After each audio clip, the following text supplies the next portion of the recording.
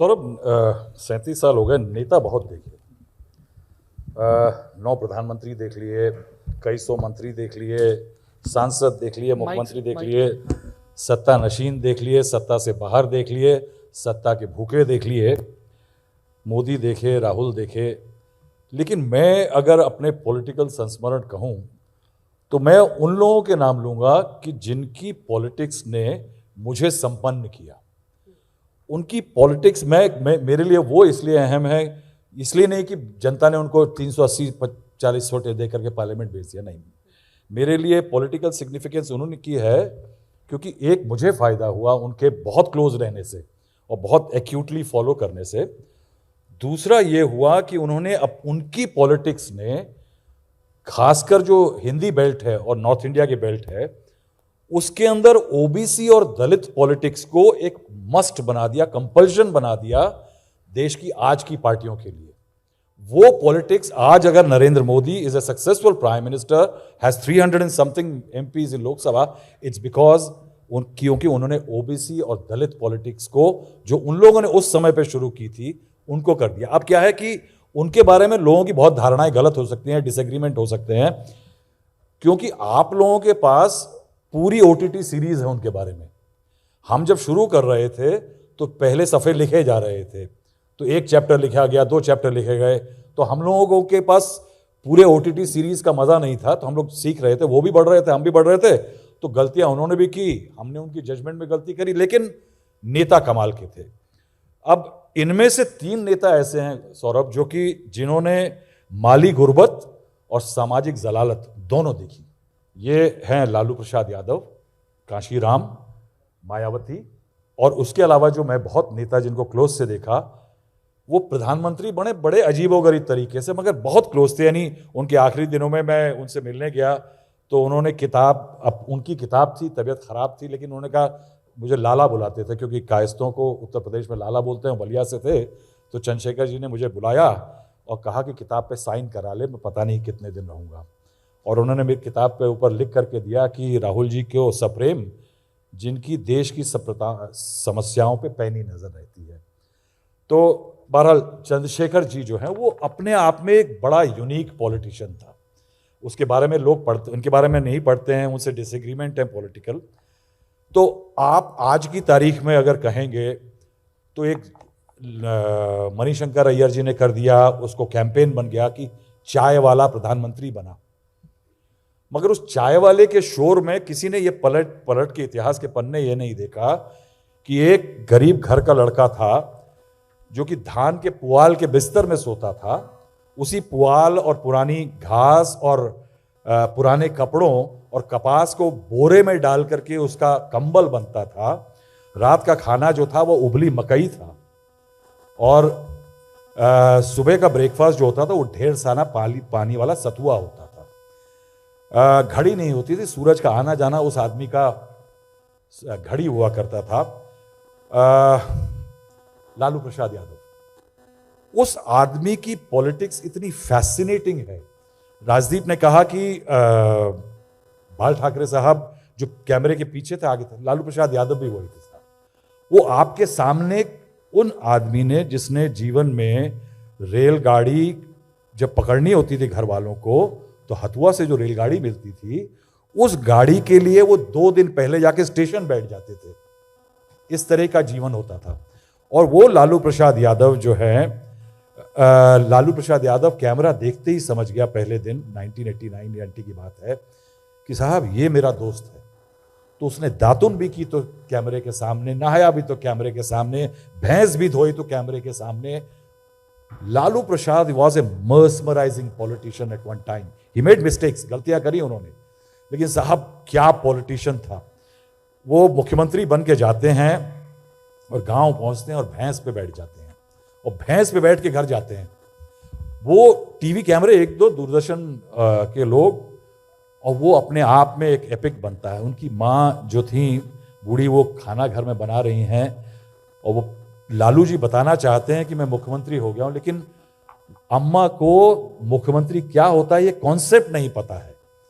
देखिए, वो सिर्फ ये नहीं है कि वो गांव के रहने वाले थे। याद रखिएगा कि इस देश की एक हकीकत ये भी है, वो उस वर्ग से हैं जिनके कुएं अलग हुआ करते थे, जिनके हैंडपंप अलग होते थे, जिनके रास्ते अलग होते थे, और जिन लोगों को वोट देने का उतना बड़ा हक नहीं होता था जितना कि सवर्ण लोगों को होता है।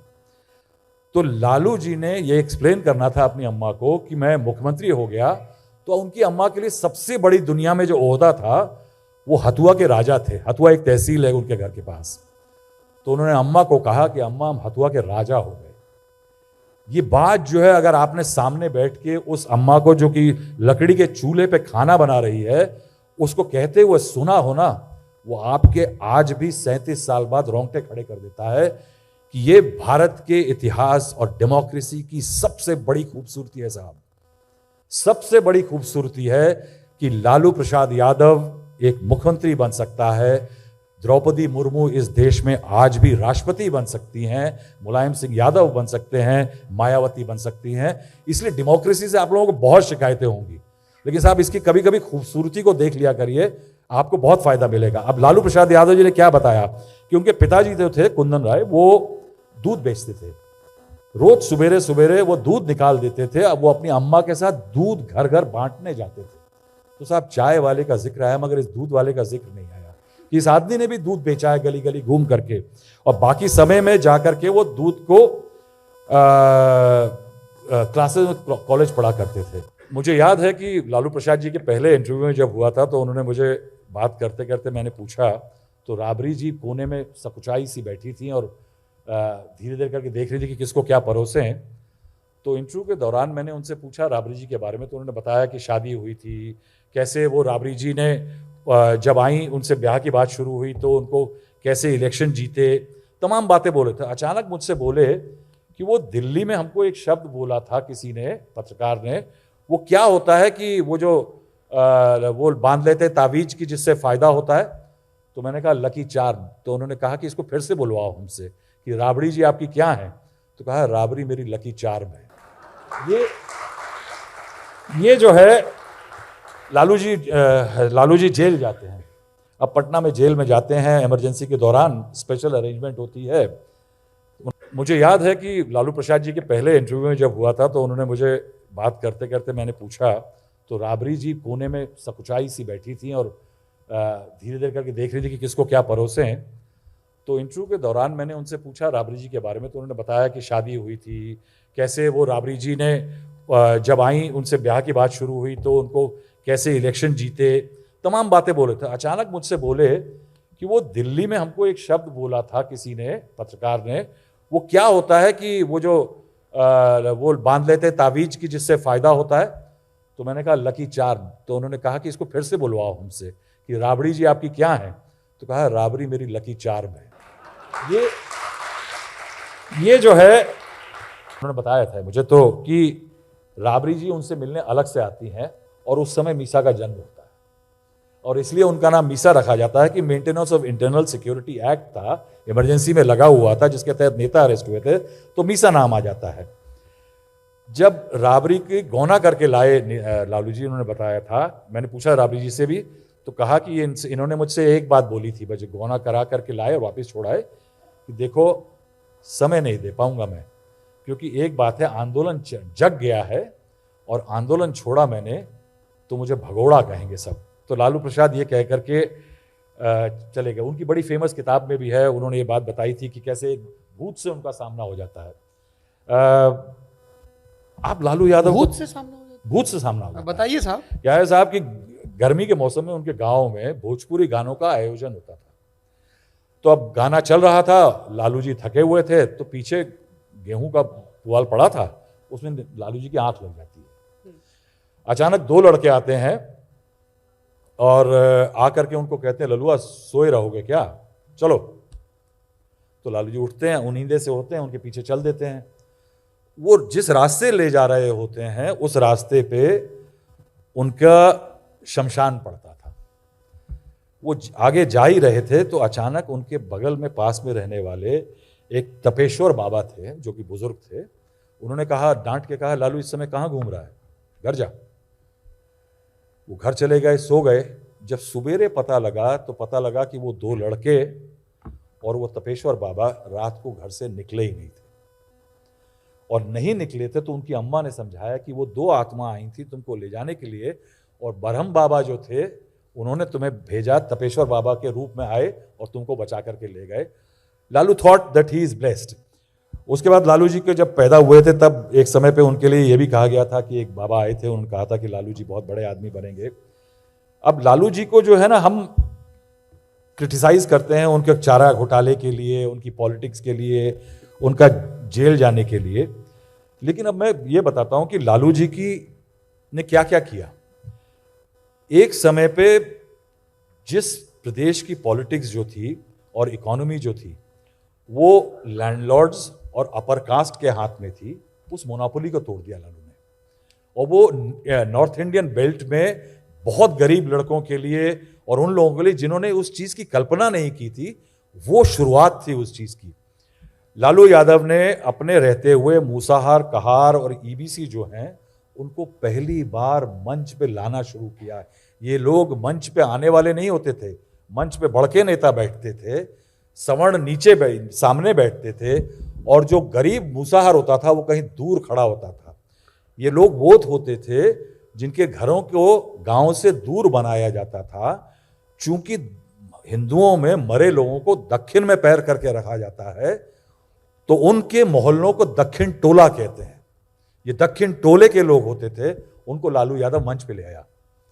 तो इसको मजाक मत समझिए, ये छोटी कल्पना नहीं थी, क्योंकि अगर वो उस दिन नहीं लाए होते, अगर लालू नेता नहीं बने होते तो उत्तर प्रदेश में या बिहार में ओबीसी वर्ग का वो सम्मान नहीं होता जो कि आज होता, कि अपनी कैबिनेट एक्सपेंशन के बाद नरेंद्र मोदी जैसा प्रधानमंत्री कहता कि मेरी कैबिनेट में 27 ओबीसी हैं। ये इन लोगों का कंट्रीब्यूशन है कि आज की पॉलिटिक्स को हम नहीं देखते कि वो तार कहां से जुड़े हुए हैं, कभी नहीं देखेंगे, मगर वो तार हैं और वो हम लोगों ने देखे हैं। अब मैं बताता हूं आपको कि भागलपुर में पीरपाती में एक जगह थी जहां लैंडलॉर्ड जो थे, आप सोचिए कि 80 किलोमीटर लंबा एक वाटर एस्टेट बना दिया था अपर कास्ट लैंडलॉर्ड्स ने भागलपुर के पास। 80 किलोमीटर लंबा। ये लालू ने जब किया तो मैंने एक छोटी सी खबर की थी, तो मुझे फोन आया उनके ऑफिस से, तो उन्होंने बताया, तो मैंने खबर की थी इस पे। 80 किलोमीटर तक एक नदी को लोग घेर लें और उसके अंदर मछुआरों से टैक्स वसूला जाए, ये होता था। लालू प्रसाद यादव ने उसको छोड़ दिया, उसको बंद करा दिया। लालू जब सीएम थे बिहार में तो उस समय पे वो दलितों और गरीबों के गांव चले जाते थे।